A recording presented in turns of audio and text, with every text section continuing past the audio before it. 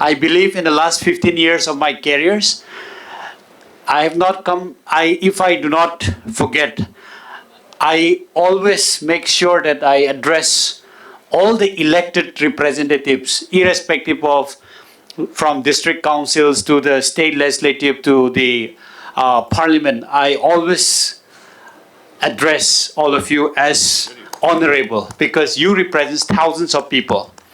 And when my mother comes to meet me in my DM's office, I also tell her to call me sir, because I'm sitting in the chair not because I'm her son, but because I am the district magistrate and that chair has to be respected, and I will continue to do that. The second thing is to bring collaboration between the bureaucrats and politicians. I feel that it is always important to understand the public pressures that all of you goes through every single day. A senior of mine told me about the incidents. The minister called her to his office one day. When I call you up on phone, I know that the work that I'm requesting you to do will be difficult. But don't tell me on the phone that you cannot do it. Because when I'm speaking to you on the phone, there are 10, 20, 30, 40 people, and I'm putting you on loudspeaker. And I represent their aspiration, desires. Please tell that you will look into it, you will try your best. I believe this understanding, bureaucrats needs to understand. Okay, whether we can do or not, we will study later. But I believe in the last 15 years, there were lots of instances where I said, sir, I cannot do this, I cannot do this. Yes, there are times when I might have overboard, but I believe that in the long run, for both the bureaucrats and the politicians to coexist and build our nation together, this understanding has to be bridged. That's what I learned in the last 15 years of my career. The third, sir, we are all blessed to be carrying such a burden. And let us not take this as a burden, but as a privilege. We are the only category of people where so many people have hopes and aspirations. Today, you consider the richest people in the world, in our country.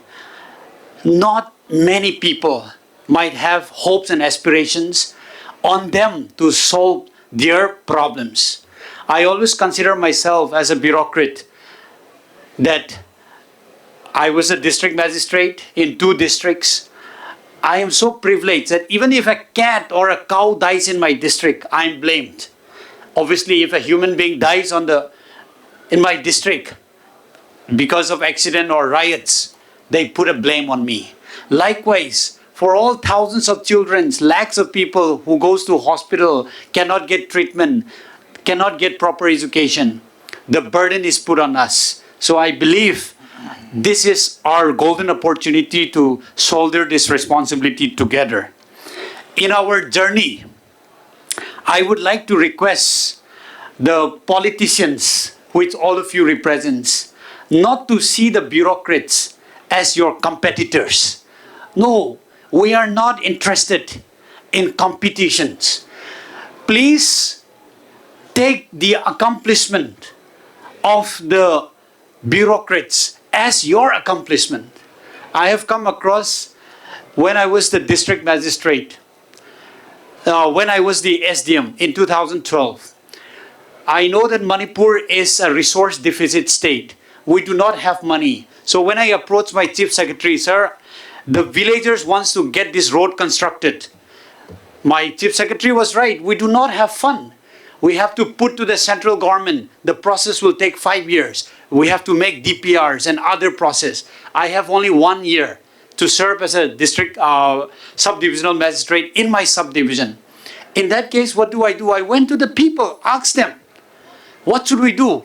We decided to raise our own fund. We raised maybe a few lakhs and maybe even a crores. We were able to construct, say, as the moderator says, over maybe 90, 100 kilometers of road, though a kacha road. We were able to bring this road. Because of this, I suffered.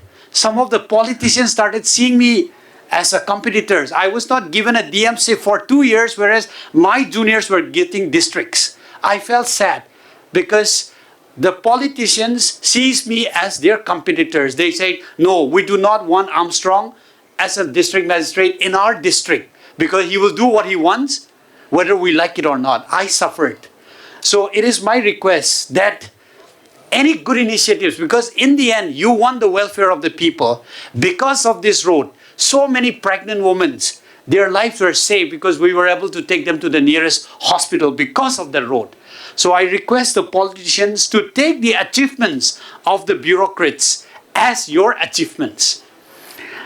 And also, the next point is, as our leader, we look up to you to accept our new ideas, new initiatives. Believe me, we have studied a lot. I remember when I went to phase 3, for my phase 3, we were taught Harvard model, Oxford model, a lot of development perspective. We came back. I was noting down everything in my diary. When I come back to my district, I want to do this in my district. After 10 days, I landed back in my district. I was transferred. I was so upset. For some political reasons, I was transferred. So please, it is our request that do not beg us to give us posting, because this is what I believe we deserve. We will try our best. We will not let you down. Please have faith in us. I'll give you a simple example.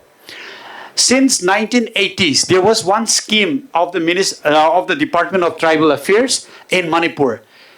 In 2015, they used to distribute that Petromax. I don't know if you still remember. Before electricity was there in villages, we used to distribute Petromax. So I was so surprised. As a new officer, I went to the minister, sir, why are we still distributing Petromax? Even if you give Petromax today, you will not get kerosene. Okay, what do you want to do, sir? If you agree, let us replace this Petromax.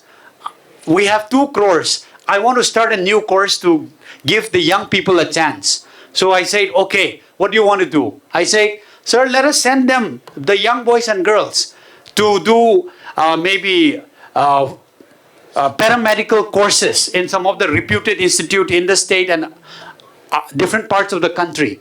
He absolutely agreed. We set up a fund for 2 crores, sent about 100 people, 500 applicants came. We had difficulties in selecting. He found the idea very good. Say, Armstrong, I want 10 more people. Sir, I don't have money. He gave me 20 more lakhs. And I'm happy to tell you that after 3 years of courses, all these people got employment. My minister was overjoyed. So there are lots of new ideas that the bureaucrats can contribute. So please pay. Maybe you may like to put your own inputs, but learn to listen to them, which is a great win-win for all of us. Next point. We used to study in our books that bureaucrats should function behind the curtain. We function behind the doors. I believe in this age of social medias, this is no longer possible. You want the government scheme to reach to the maximum number of people? You want the schemes to be delivered to the last door? To do that, we can no longer stay behind the curtains. When bureaucrats come out in Twitter, in Facebook, in fact, I'm someone who is very passionate using social media. The road construction we were able to do. Most of the funds were raised through Facebook. I was invited by Mark Zuckerberg and Sheryl Sandberg to go and speak in Facebook headquarters in US. I believe the power of social media has to be harnessed. In this process, I want to request all the politicians here again that when we do some initiatives, please support.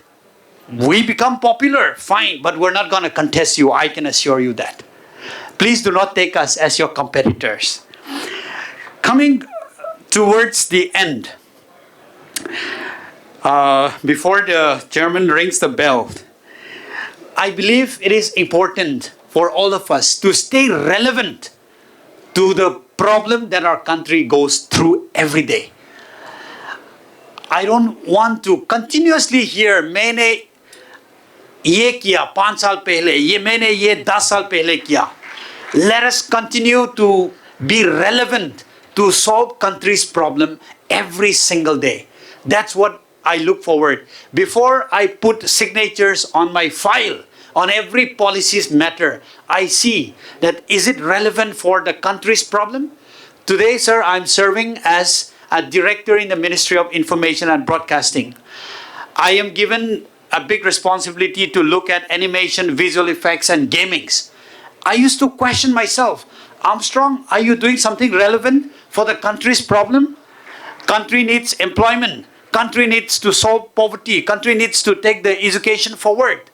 So I studied deeper, and I feel that my field that I'm looking after today has the highest potential to bring employment, 20 lakh people in the next 10 years, because as number of people gets out of poverty, as more and more people gets out of poverty, we will need source of entertainment. We need people to create entertainment. I look at that through my ministry.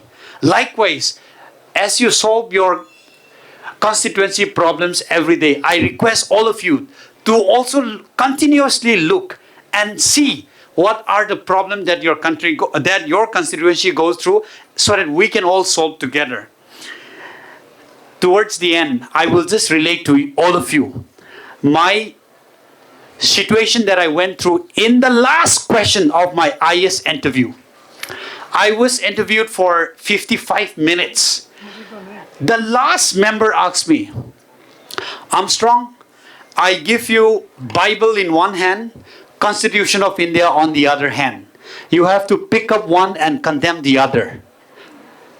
So I look at this member and said, Sir, I will not condemn nor choose.